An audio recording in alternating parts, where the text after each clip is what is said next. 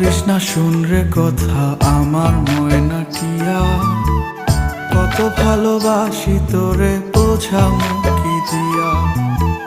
তুই তো আমার আন্ধার ঘরের পূর্ণিমারি চাঁদ, তোরে কাছে পাইতে আমার পরে পরাণ খায়।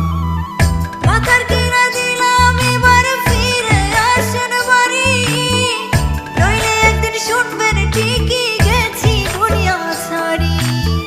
সত্যি কথা বলছি রে বউ, জানতে যদি চাস বলবো শুধু ভাই